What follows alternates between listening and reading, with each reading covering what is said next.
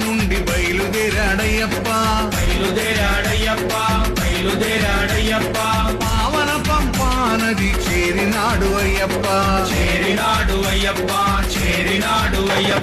పంపా గణపతిని పలకరించాడయ్యప్ప పెద్దన్నకు వందనాలు చేసినాడు అయ్యప్ప